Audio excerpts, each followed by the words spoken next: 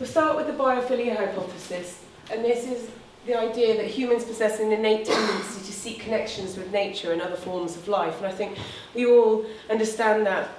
We all seek out connection to human beings, but we all seek out connection to other forms of life as well, be it that pets, be it the birds we feed in our garden, be it the trees we have around us. And it is built into our genetic makeup. We are integrally linked to nature. We have evolved with nature. And yet we seem to be on this path to enslave and destroy nature. This is just an arable field somewhere, one of many, but this is, the original vegetation has been stripped out of this, and deep ploughing has destroyed those mycorrhizal networks that plants really rely on, and that's how they communicate with each other. It's as if we took away speech for us. They can't communicate with each other without those mycorrhizal links, without those chemical signals being passed back and forth between the plants. And then we've dumped loads of horrible chemicals on top of it without really understanding how nature works and how we can work with nature. And it just is the dominant society of our times, but it isn't of all societies. And I think another issue we've got is moving to cities. And the Industrial Revolution that you talked about, moving to cities has disconnected us from nature. It moved us out and away from our rural environments, it moved us out and away from our natural communities and family homes, and it's moved us into these built environments that are actually declining our human intelligence. They think that human intelligence peaked a few thousand years ago, and that we might know more things now, but our actual level of intelligence is declining because we've kind of tamed nature and destroyed anything that kind of like makes us have to think about things and think about life. And people in the street, they moan about the paving slabs being slightly out of kilter instead of just looking where they're going. And they're talking about putting road signs on the pavements for people that just walk around with their phones like this, instead of asking people to stop looking around with their phones like this while they're trying to cross the roads. And this disconnect is driving a lot of the problems in society. And I think it's really disturbing that, technology is fantastic if utilised constructively. But a 7-year-old, by the time a child is 7 years old, they shouldn't have spent a year of their life watching television. It's incredible, and you think that's exacerbated over time. And I have a friend, and she does not watch anything, and everyone marvels at how much she gets done. She goes, I've got extra days than you because you're not watching television. But it's having a massive impact on human health and well-being, even at an almost cellular level. And this disconnection, it's fueling a lot of children's problems that they're exacerbated into adulthood. And as we disconnect ourselves from reality, from where we really came from, we segregate ourselves and we isolate ourselves. And we're isolated more and more in cities, away from communities and away from nature. And that isolation breeds fear. It's not normal for us. We're social creatures. We should be interacting not just with each other, but with everything around us. And I think it's really sad that humans see ourselves as humans and everything else. And it's kind of like a pyramid that humans sit on top of it, even though we're mammals in the animal kingdom. And instead of being like this, we should see ourselves as this interconnected web of life. And it's all feeding in and giving and taking, although some of the vampire plants do just take. So maybe we are like the vampire plants at the moment, but we can change. And Theodore Rorschach put forward this idea that we need a new way of looking at the world where we see ourselves within the natural world, where we see ourselves and the planet's needs as one thing, not just humans putting their needs on top of everything else. And we're just really looking now at the way we're integrally, psychologically, physiologically linked to nature. And a lot of psychiatrists are now, and a lot of the NHS work is now starting to look at taking people out into nature and the benefits that that has to improvements in people's recovery time from illness. Just being able to see a tree outside a window in the hospital improves your rehabilitation rates. This is a Japanese idea of forest bathing, Shinrin-yoku.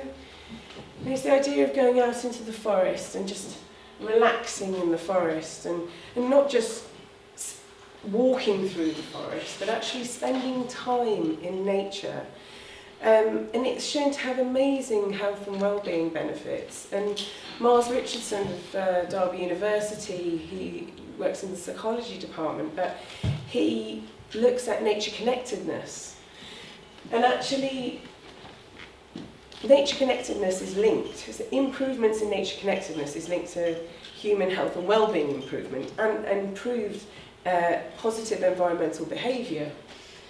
And a lot of organisations, such as the Woodland Trust, a lot of the time we spend time going, go out and ID things. And it's great to go out and ID things and to look at things in a scientific way and to be able to say that this is an oak tree and that's a rowan tree and I can use those berries for such and such and this and that and the other. And that's really useful. But actually, that isn't what connects people to nature. It's the more esoteric, the people being able to take in the beauty of nature, people being able to touch it, to feel it, to sense it. That is what really connects people to nature. The other side of it is an extra and is a benefit and is a bonus to us. But to really connect people to nature, you need them to love it. And this is just an example of a lot of studies that are coming out. So it lowers the concentrations of cortisol. Cortisol is great if you're in a fight and flight scenario and you need to run away from a saber-toothed tiger. But at the moment, by disconnecting ourselves from each other and having this big kind of isolation, fear thing, game playing all the time, and lives are very stressful, we're releasing loads and loads and loads of cortisol. And studies have been found that when you stress people out, their DNA, which is a helix, constricts. And it's much more difficult for the DNA to replicate itself easily in a constricted form. And it's much more likely that mutations can happen when that happens. Sorry, my cold brain is not working today. But if you relax and you allow the DNA helix to relax, it then is able to replicate itself more readily and mutations are less likely to happen. It lowers pulse rate, it lowers blood pressure. Deepak Chopra, this is the 7 spiritual laws of success, and I think this one, the law of giving and receiving, is really important. And I think we're all aware that the more we give out to people, to the world, the more we get back. But at the moment, for nature, we're doing a lot of taking.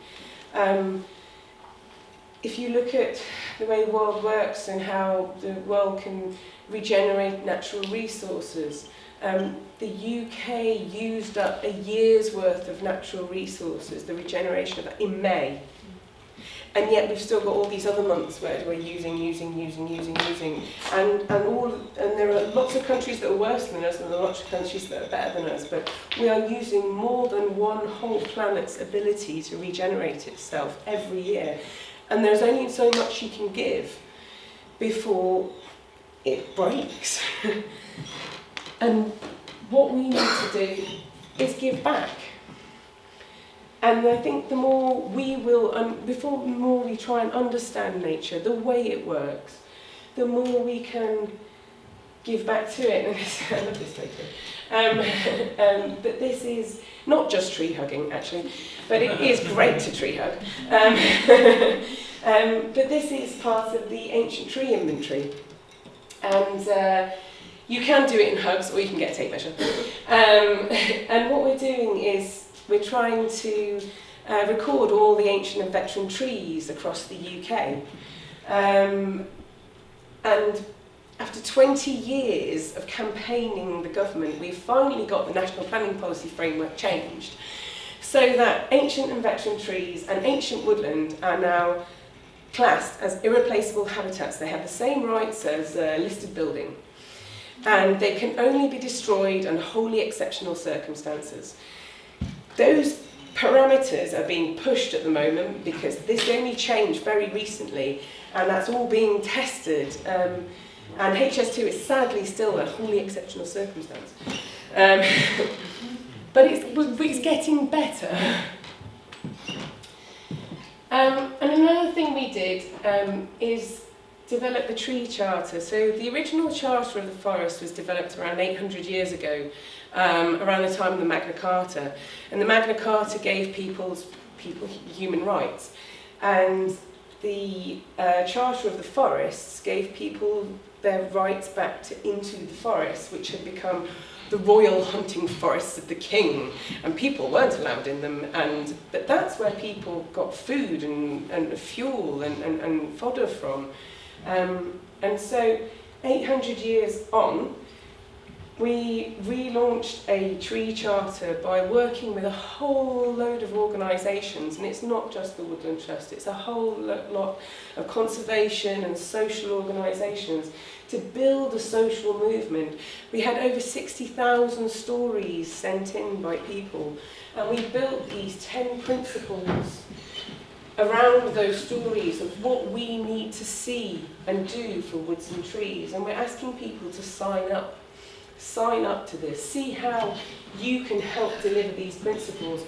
But the more people that sign up to the charter, the more we can say to government, this is what the people want. This is what the people want for trees and woods. And we have Tree Charter Day coming up on the 24th of November. It's the start of Tree Week. And it's very new. It was only launched last year, the Tree Charter. So there are charter branches all over the UK, and you can get involved, and you can go on the Tree Charter website and find out how you can be involved in this social movement that we want to create for the love and the good of trees and woods. And just to finish, I would like to just take you on a bit of a guided meditation. Just to... Being in nature is amazing, but once you've been there, you can go back and experience it and reconnect yourself to it. Even if it isn't all around you, you can still link to it. So I'd like you all to just put your feet on the floor and close your eyes. And focus on your breath. With some deep belly breaths. Slowly in and slowly out. With each exhale, you release any tension, any worry, any negative energy you may be holding on to. You feel the tension release from your muscles. You relax your face, your jaw, your neck, relaxing your shoulders and feeling them drop away from you. Releasing any tension in your back, and your legs, and your feet, and releasing it from your whole body.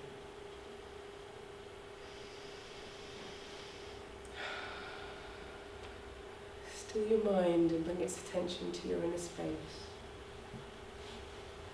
Let go of the room. journey inwards with every deep, slow breath. Sink further into a state of peace and of relaxation. If you find thoughts fitting into your mind, just let them pass through and release them as quickly as they arrive. Focus only on the rhythm and flow of your breath. Slowly in and slowly out.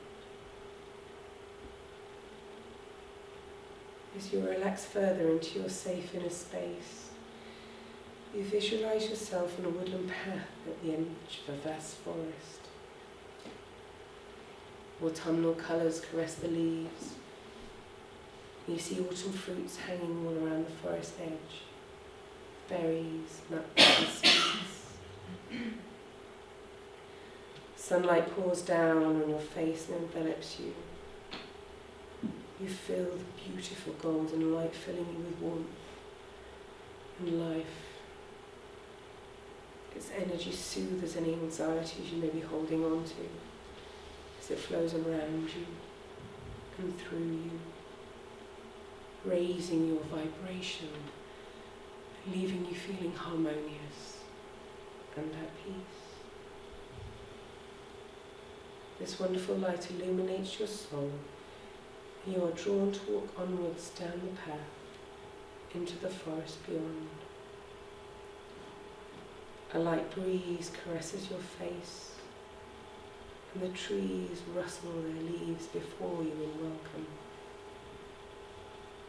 In the forest, the light is dappled as it leads its way between the tree canopies and casts leaf shadows across the path that runs before you. You feel at home here among the beauty of nature and feel the wisdom infused through this ancient sacred place.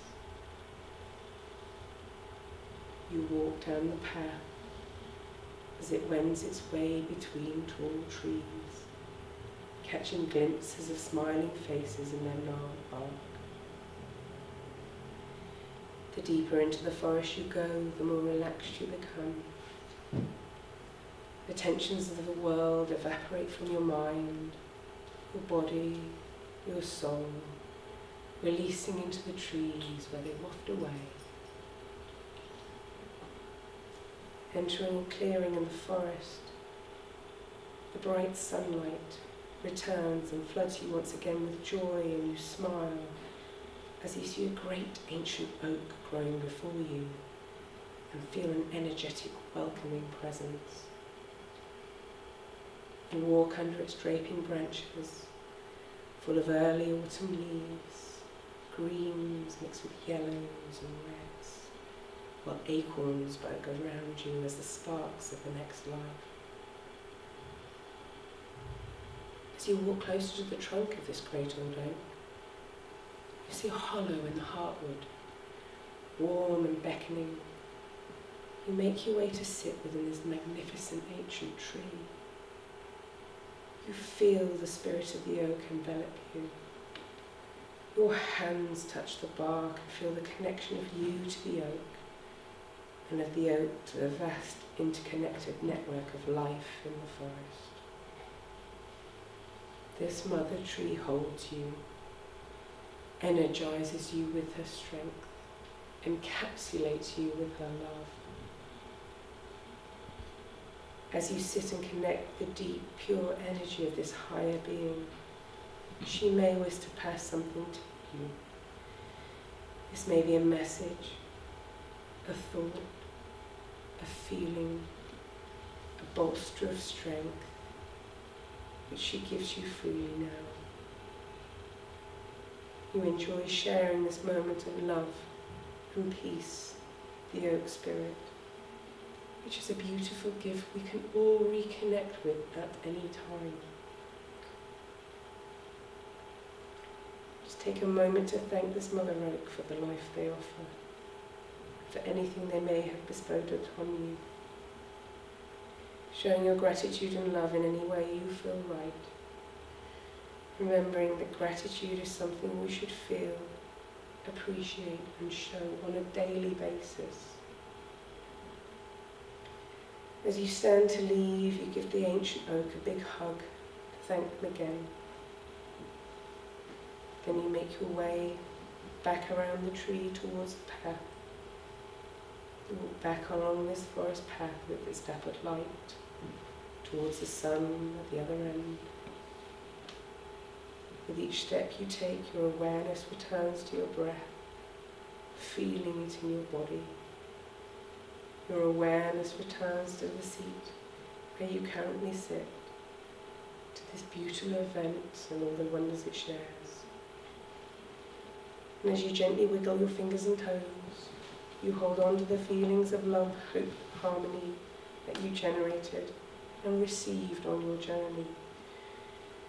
You open your eyes in your own time and come back to beautiful souls here in the room.